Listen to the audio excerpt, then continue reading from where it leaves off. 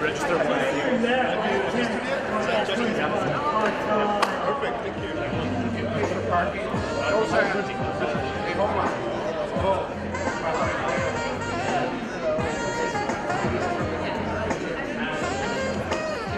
Sit down.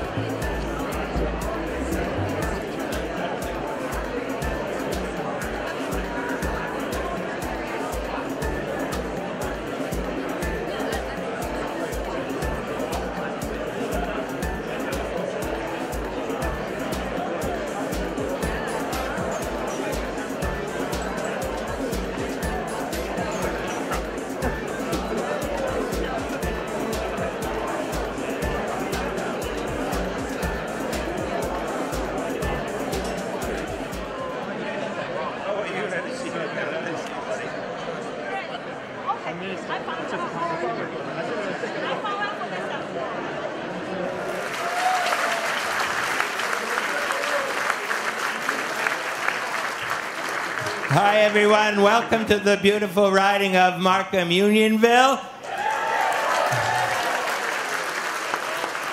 And we have some wonderful candidates. And before I go any further, I want all the candidates to stand up so that you can recognize them all. Please stand up, candidates.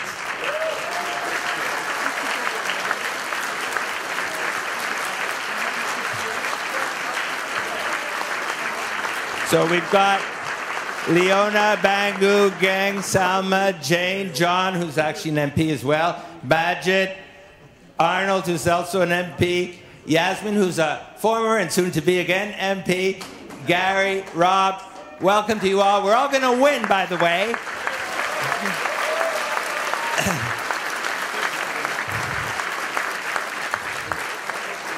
Okay, we are here for a town hall featuring our leader, Justin Trudeau, on the subject of every person in every community in Canada deserves our respect.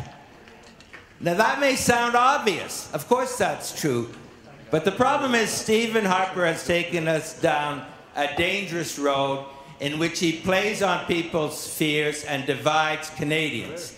And that is what we are countering today and giving an alternative vision. For example, on the subject of the Muslim community, I have never in my lifetime seen a prime minister deliberately attack a whole community for political gain. It is disgusting.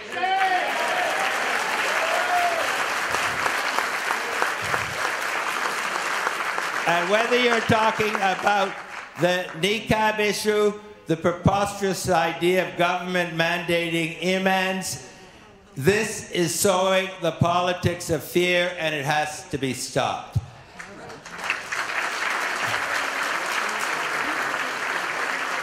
And on one other topic, immigration.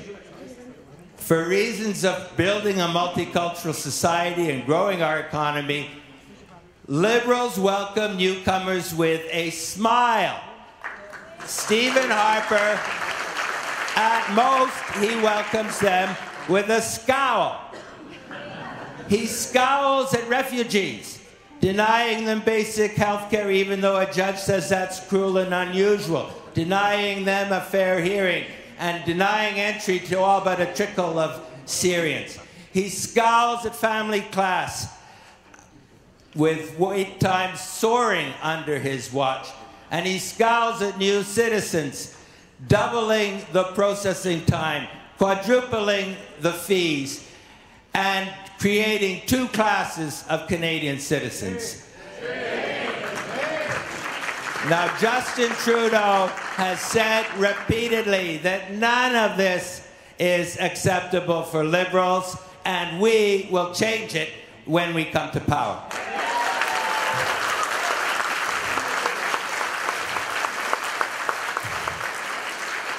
And last but not least, Stephen Harper and his people have hurled abuse on a dear friend of mine, trying to say that he is unpatriotic, trying unsuccessfully to undermine his credibility. I met Michael Chan first on my very first day canvassing back in 2000. We became friends. He became the president of my riding association for some 6 or 7 years before he himself went into politics, where he now serves as Ontario Minister of Immigration and International Trade. Now, one should not have to say this, but as I said in Parliament, I know that Michael Chan is a loyal and patriotic Canadian.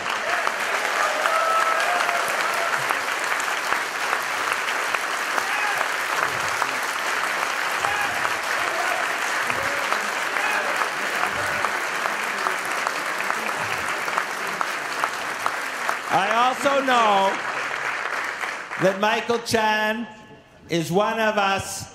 He is a lifelong Liberal, which is probably reason enough for Stephen Harper to go after him.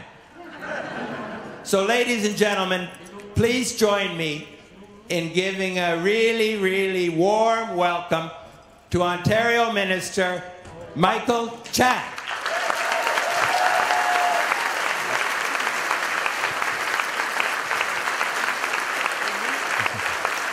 Thank you. Thank you very much, and thank you, John. Thank you very much for your very generous and kind, almost patriotic introduction. Yes, my name is Michael Chan, and I'm really that Michael Chan.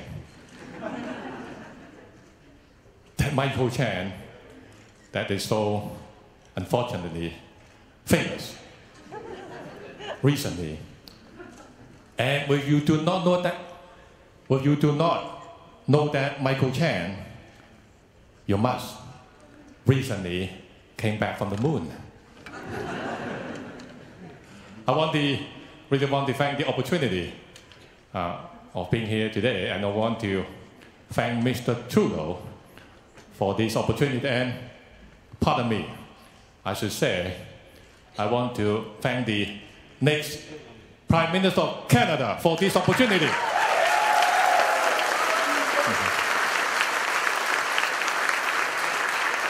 Thank you.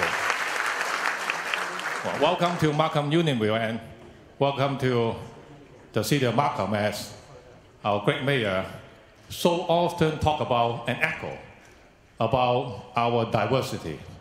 And we're always proud that Markham is really one of the most diverse cities in all Canada. Diversity is a good thing, because diversity allows us to create jobs, allow Ontario to move forward.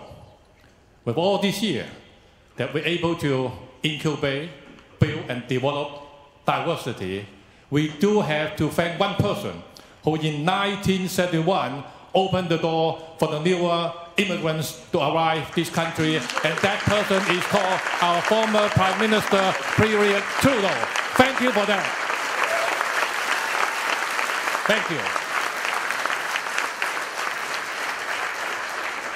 As John said, I served 6 years, your riding president, and somehow I think John pushed me into provincial politics, but that's not true. And, a blink of an eye, 8 years has passed. I have a wonderful journey so far. But having said that, at times, there are challenges. Challenges, perhaps, people not respecting you. Challenges that people may kind of feel that you're not equal. Challenges that people simply want to talk down on you. So, but to all the new Canadians, my message to you is politics is really a contact sport. You've got to be strong to survive.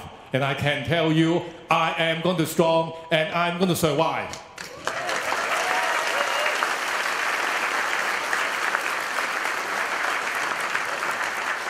Talk about strong, I know the Liberal Party is very strong. I know those Liberals out in the field, they are also very strong. And I know come October, there will be a Liberal government in Ottawa.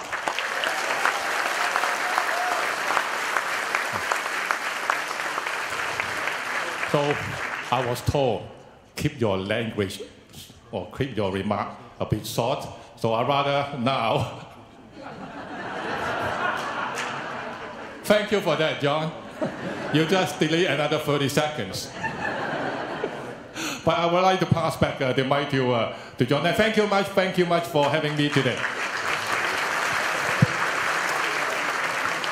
Well, thank you, Michael. I had to get a photograph for posterity. Now, my last job before our leader appears is to introduce one other colleague of mine, an individual who has known Michael Chan like me for many years, and that is our Member of Parliament from Scarborough Agincourt, Arnold Chan. Now,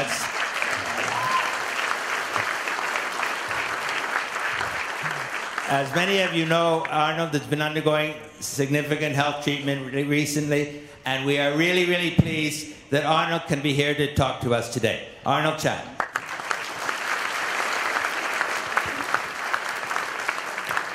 Well, thank you so much, John. It's always a pleasure to be here in Markham Unionville. And more importantly, thank you, Michael, for those wonderful comments. I think the two previous speakers have captured the heart of why we are all here today. Look around this room. Look at the incredible diversity that we have here. This is Canada. This is the face of Canada.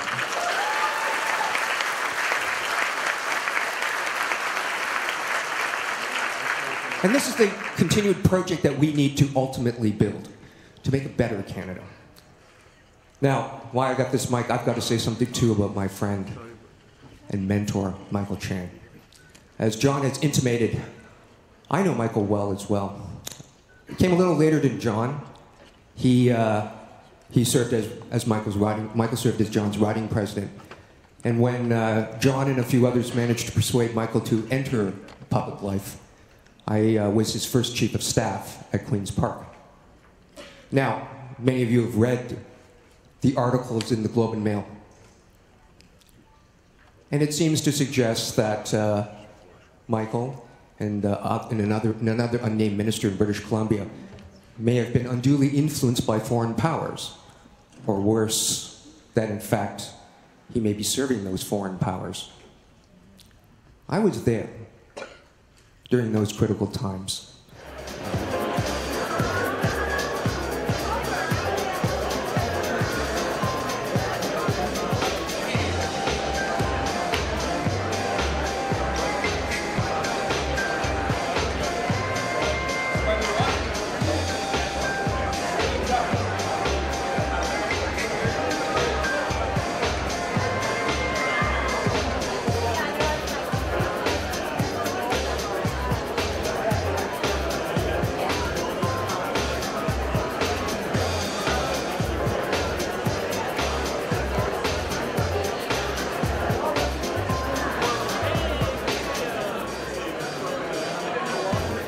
of supposed events took place. And I can tell you that is the farthest from the truth.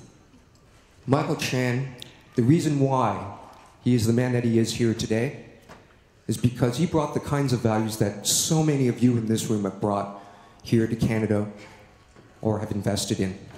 Michael is the kind of individual, and his story is not particularly unique.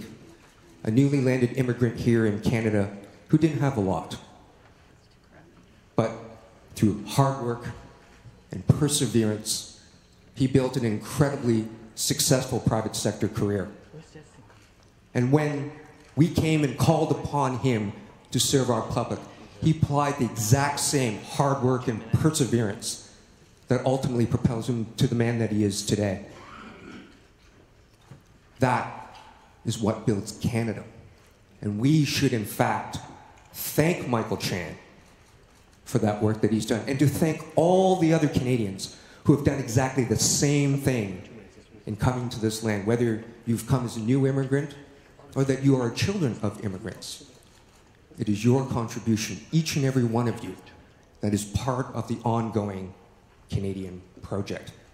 Now, I know the Globe and Mail, and Michael, you filed a notice of libel yesterday, and I, perhaps unlike the Harper government, who seems to belittle courts, will ultimately leave the decision of whether, in fact, libel has been met in this particular case. We'll leave that to the argument of the lawyers and to the judges at the end of the day. I know that the Globe and Mail has decided to stand by its story. But from my perspective, the Globe and Mail shouldn't simply just apologize to Michael. It should thank Michael. And I want all of you to please get up and thank Michael and all the other Canadians who have done exactly what Michael has done, contributing to Canada.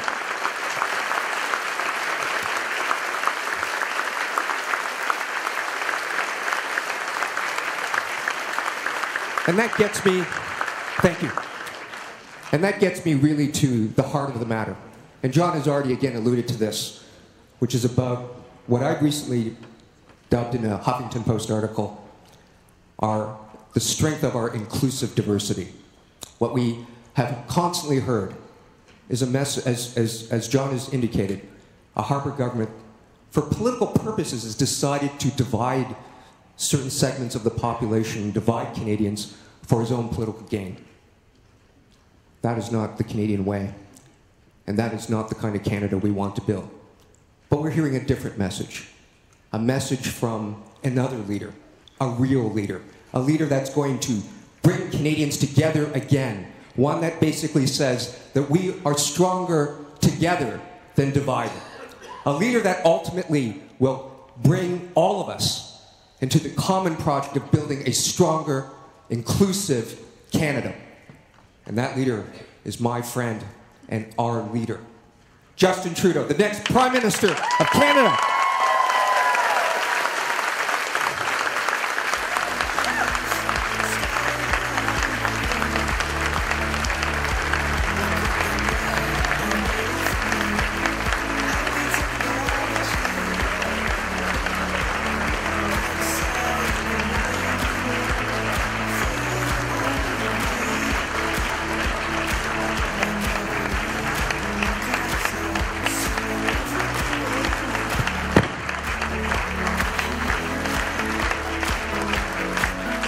Thank you, guys. Oh, yeah.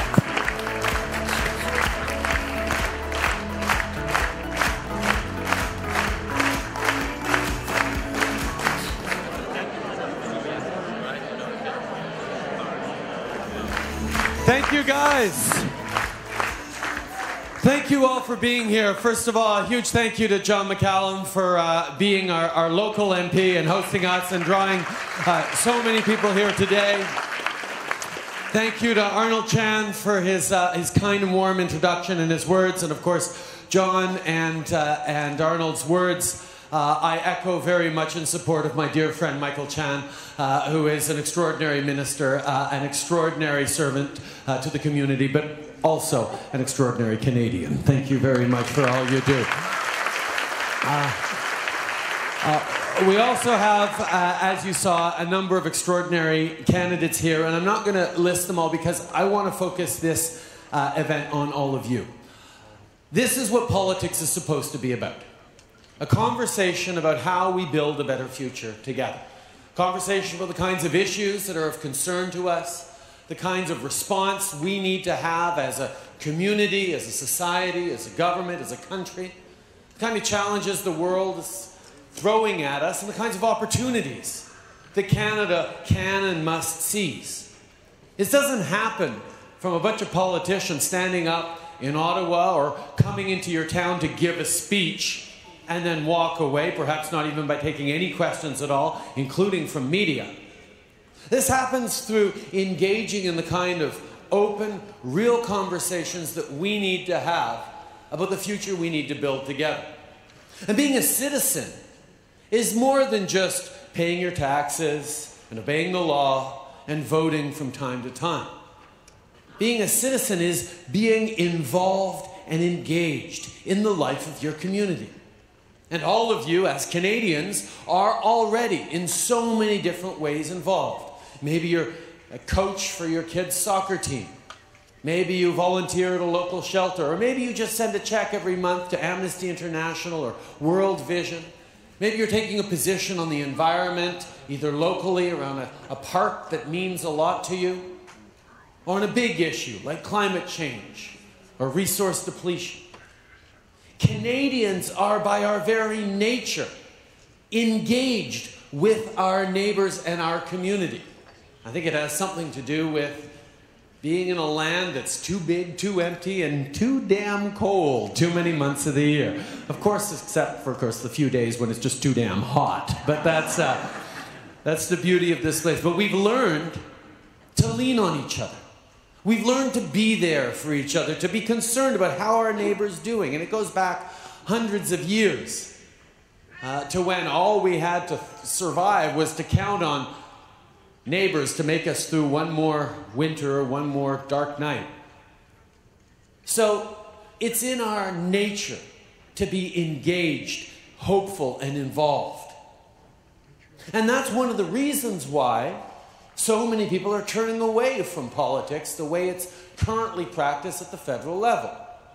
Because politicians in Ottawa, particularly the ruling party, have figured out one of those dirty little secrets about politics. Negative campaigning works. It is more effective to get elected and easier to divide people, to pick and choose whose votes you want and whose votes you're going to completely ignore.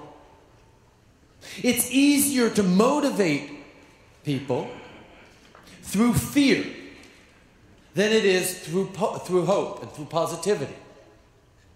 It's easier, particularly in times of anxiety, whether it's anxiety about security, or about economics, or about the planet we live on and its well-being. It's easier to stoke those fears and to get people to point fingers and lay blame than it is to pull people together and develop the kinds of solutions we need. So it's easier to get elected, even with a majority government, through the politics of negativity and fear. But what Mr. Harper has also demonstrated is that once you get elected that way, once you've played up the fault lines that do exist in a country as diverse as Canada, with so many different religions and cultures and languages and ethnicities and stories and geographies all bound together, once you've gone and divided people, it becomes much more difficult, if not impossible, to govern this country responsibly and for the greater good. And that ultimately is the choice that the Liberal Party has made. A lot of people all the time ask me, well, Justin, why aren't you going to start attacking the Conservatives the same way they attack us? It's certainly not because I'm not a fighter. I think you guys all know that I enjoy a good scrap.